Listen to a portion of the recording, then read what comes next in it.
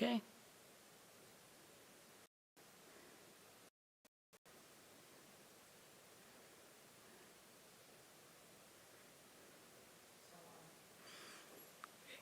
Well, good afternoon, everyone.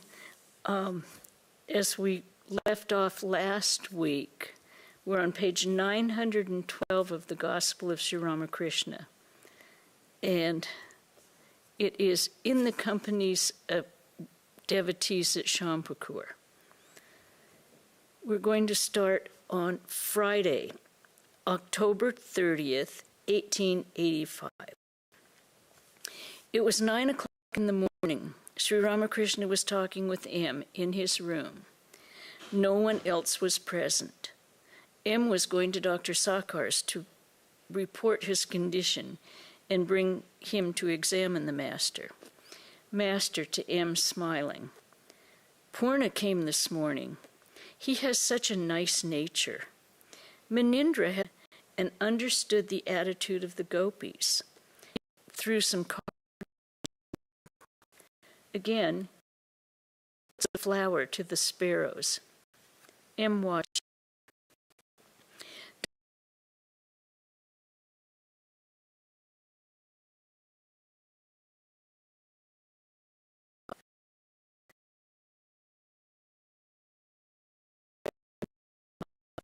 Therefore, I say, what will you gain by mere bhakti?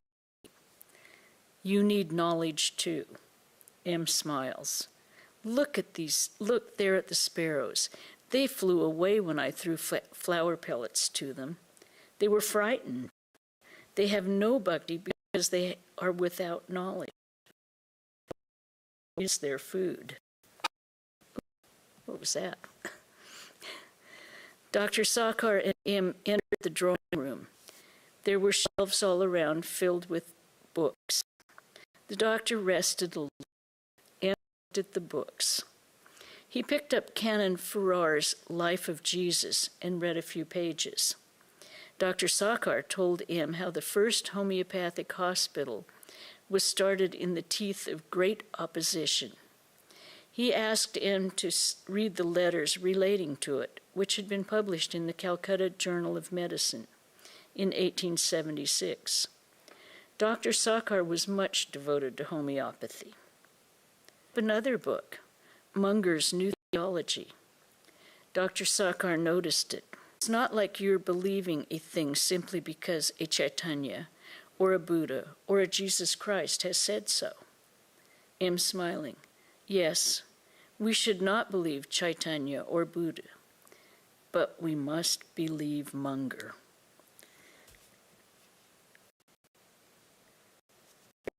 Whatever you say. We must quote someone as our is Munger. The doctor smiles.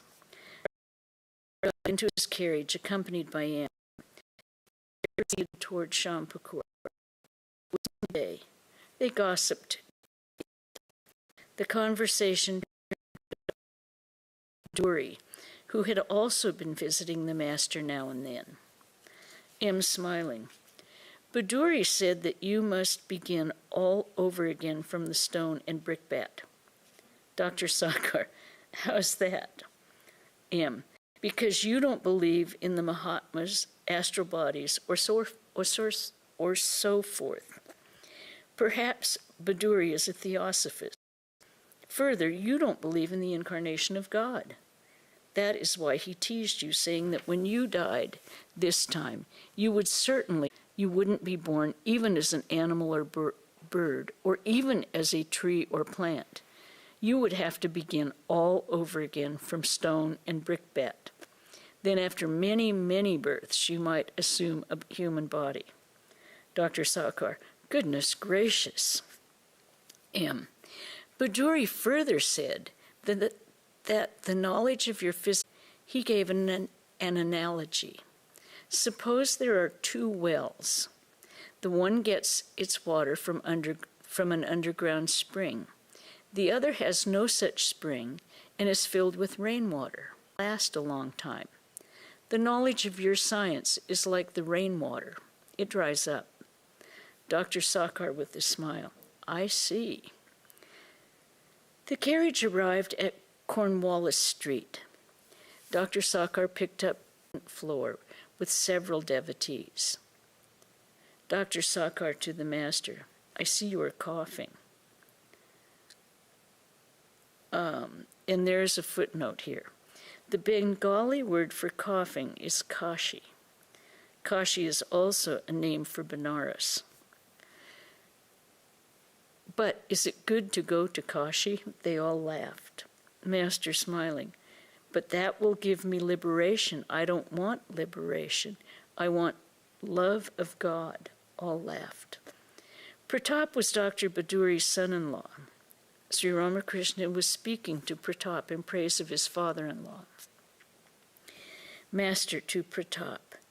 Ah, what a grand person he has become.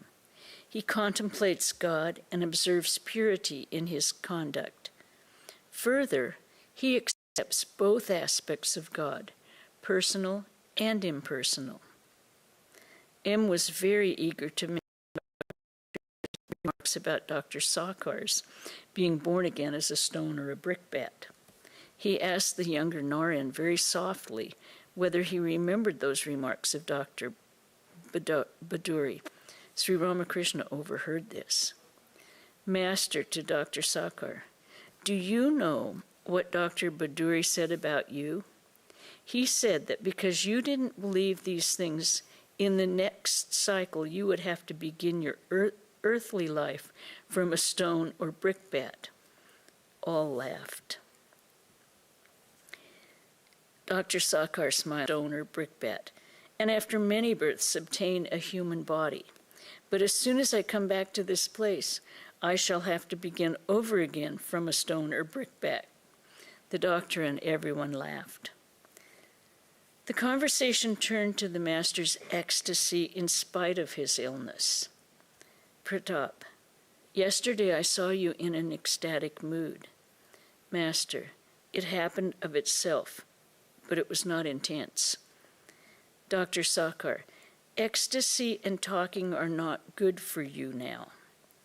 Master to Dr. Sakar, I saw you yesterday in my samadhi. I found that you are a mine of knowledge, but it is all dry knowledge. You have not tasted divine bliss. To Pratap, referring to Dr. Sarkar, if he ever tastes divine bliss, he will see everything above and below filled with it. Then he will not say that whatever he says is right and what others say is wrong. Then he will not utter sharp, strong, pointed words. The devotees remained silent. Suddenly, Sri Ramakrishna went into a spiritual mood. Mahindra Babu, what is this madness of yours about money? Why such attachment to wife? Why such longing for name and fame? Give up all these now and direct your mind to God with whole-souled devotion. Enjoy the bliss of God. Dr. Sakar sat still without uttering a word. The devotees also remained silent. Master, Nankta used to tell me how a jnani meditates. Every willow are filled with water. Man, like a fish, is swimming joyously in that water. In real meditation, you will actually see all this. Take the case of the infinite ocean. There is no limit to its water. A pot is immersed in it. There is water both inside and outside the pot. The jnani sees that both inside and outside there is nothing but Paramatman. Then what is this pot? It is I consciousness. Because of the pot, the water appears to be divided into two parts. Because of the pot, you seem to perceive an inside and an outside. One feels that way as long as this pot of I exists. But when the I disappears, what is remains. That cannot be described in words. Do you know another way a jnani meditates? Think of infinite akasha and a bird flying there, joyfully spreading its wings. There is the Chid Akasha, and Atman is the bird. The bird is not imprisoned in a cage. It flies in the Chid Akasha. Its joy is limitless. The devotees listened with great attention to these words about meditation. After a time, Pratap resumed the conversation. Pratap to Dr. Sakar, when one thinks seriously, one undoubtedly sees everything as a mere shadow. Dr. Sakar, if you speak of a shadow, then you need three things: the sun, the object, and the shadow. How can there be any shadow without an object? And you say that God is real and the creation unreal. I say that the creation is real too. Pratap, very well. As you see a reflection in a mirror, so you see this universe in the mirror of your mind. Dr. Sakar, but how can there be a reflection without an object? Narendra, why, God is the object. Dr. Sakar remained silent. Master to Dr. Sakar, you said a very fine thing. No one else has said before that samadhi is the result of the union of the mind with God. You alone have said that. Shivanath said that one lost one's head by too much thinking of M. If so, one sees God more clearly in man, and still better in a great soul. In a great soul, there is a greater manifestation of God. Dr. Sakar, yes, in man, no doubt. Master, losing consciousness by contemplating God, through whose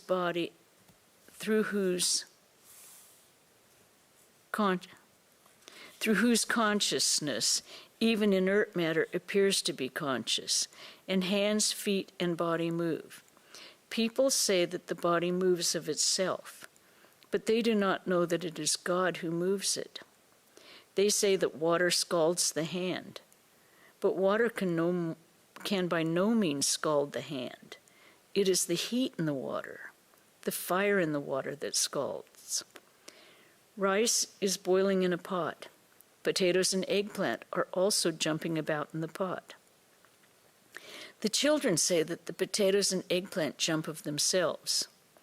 They do not know that there is a fire underneath. Man says that the sense organs do their work of themselves, but he does not know that inside dwells he whose very nature is consciousness.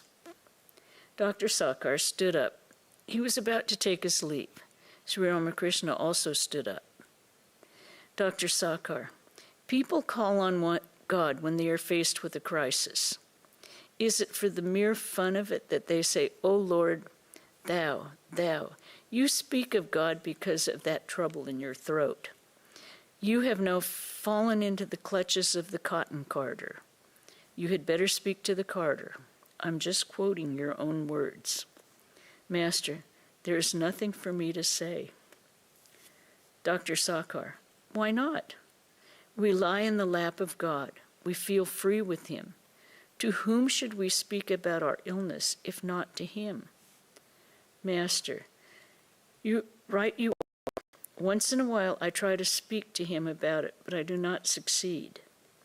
Dr. Sakar, why should you even speak to him? Does he not know of it? Master, smiling. A Mussulman, while saying his prayers, shouted, "O Allah, O Allah." Another person said to him, "You are calling on Allah. That's all right. But why are you shouting like that? Don't you know that he hears the sound of the anklets on the feet of an ant?" When the mind is united with God, one sees him very near, in one's own heart. But you must remember one thing. The more you realize this unity, the farther your mind is withdrawn from worldly things. There is the story of Vilwamangal in the Bhaktamala. He used to visit a prostitute. One night he was very late in going to her house. He had been detained at home by the Shraddha ceremony of his father and mother. In his hands he was carrying the food offered in the ceremony to feed his mistress. His whole soul was so set upon the woman that he was not at all conscious of his movements. He did not even know how he was walking. There was a yogi seated on the path, meditating on God, with eyes closed. Vilwamangal stepped on him. The yogi became very angry and cried out, "What? Are you blind? I have been thinking of God, and you step on my body?" "I beg your pardon," said Vilwamangal, "but may I ask you something?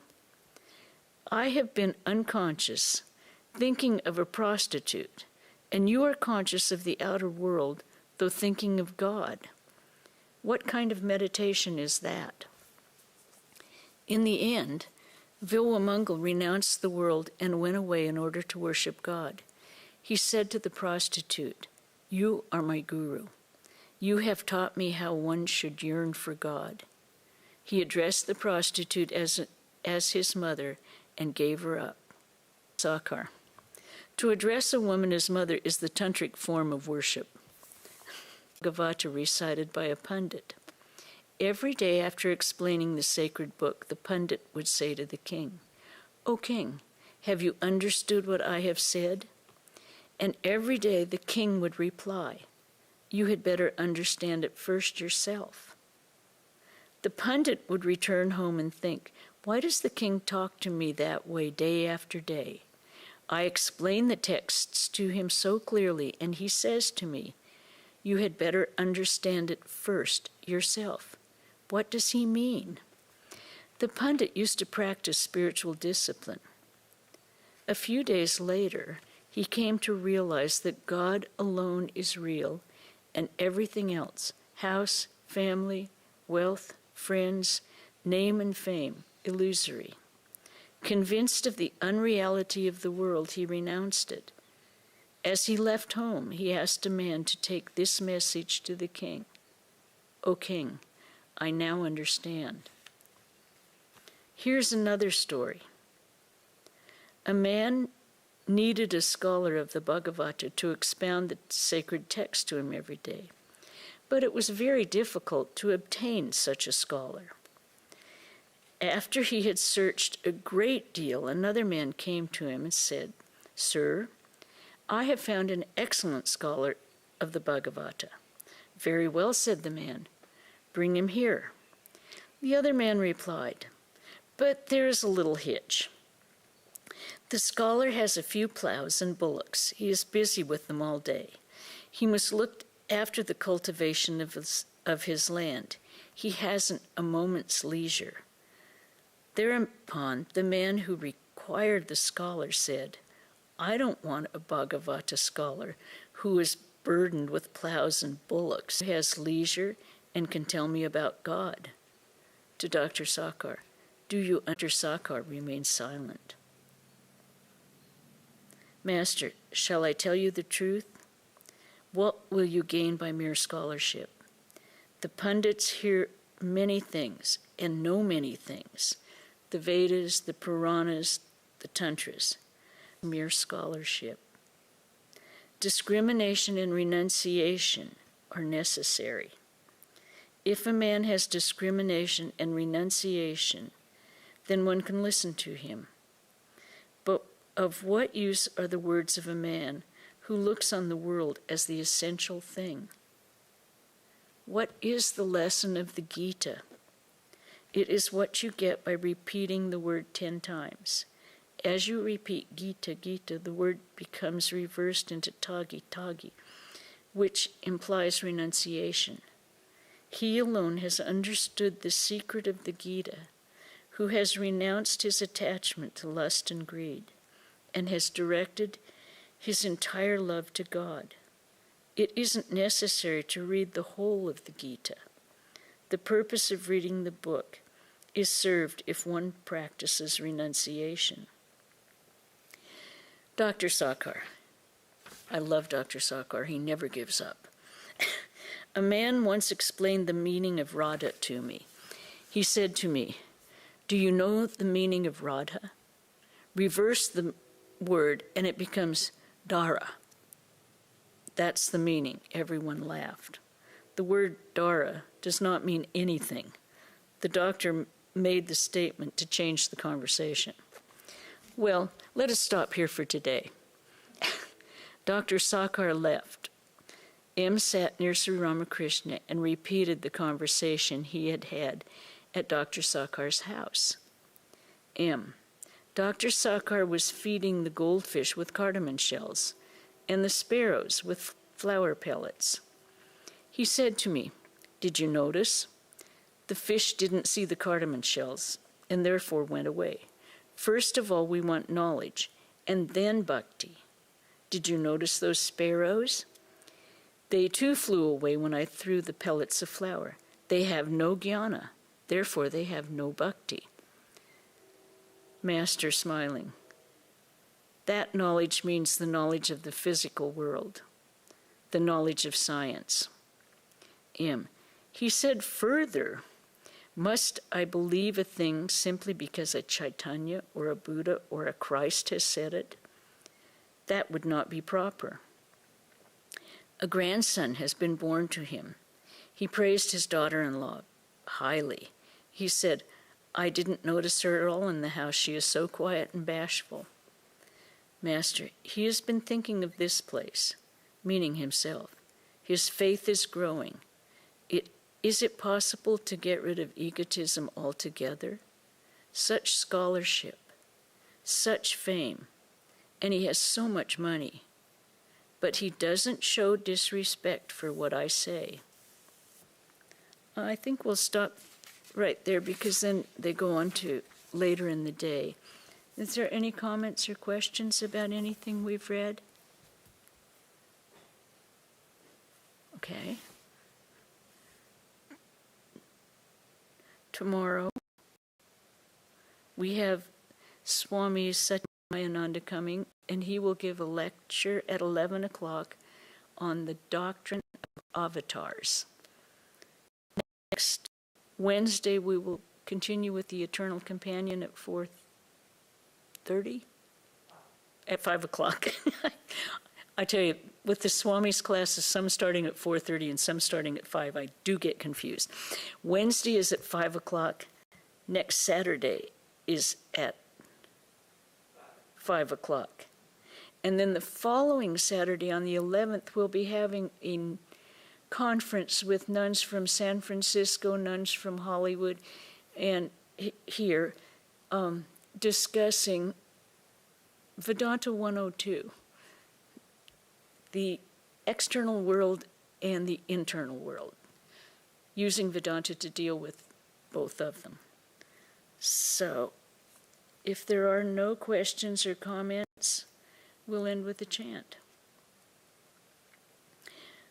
Om Shanti Shanti Shanti Hari Om Tat Sat Sri Ramakrishna